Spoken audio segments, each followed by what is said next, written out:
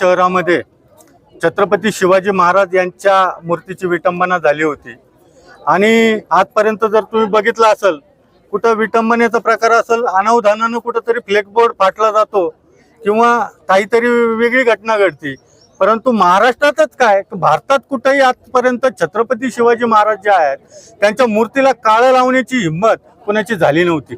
परंतु आम्हाला वाईट वाटतं की आम्ही ज्या भूमीत जन्मलोय त्या भूमीमध्ये आज आमच्या छत्रपती शिवाजी महाराजांना त्या ठिकाणी काळं फासण्यात आलं आणि 1 वर्ष पूर्ण होतंय। पोलीस प्रशासनाकडनं उत्तरही देण्यात येत नाहीये आणि आरोपींचाही शोध नाहीये। मग त्या कारणानं आम्ही यावर्षी शिवजयंती अगदी शांततेच्या मार्गानं पोलीस ठाण्याच्याच दारात केली आहे की आम्ही त्यांना सांगितलं की आम्ही तुमच्या दारात येऊन छत्रपतींचा पाळणा हलवतोय, आता तुम्ही आरोपी पकडायचा पाळणा त्या ठिकाणी हलवा आणि त्या आरोपींना कारवाई करा, हे दाखवण्यासाठी आम्ही आज इथं आलोय। 26 मार्चला वर्ष पूर्ण होईल आणि तोपर्यंत जर आरोपीला जर अटक झाली नाही तर काय भूमिका आता तुमची सगळे शिवप्रेमींची असणार आहे? निश्चित आमचे ग्रुपचे सदस्य जे आहेत गुंड पाटील यांनी देखील आत्ताच बोलताना सांगितलंय की जर वर्ष पूर्ण होतंय आरोपींना अटक केली जात नाही तर निश्चित याच पोलीस स्टेशन समोर इथेच या ठिकाणी दशक्रियाविधी आपलं वर्ष श्राद्धाचा कार्यक्रम या ठिकाणी प्रशासनाचा वर्ष श्राद्धाचा कार्यक्रम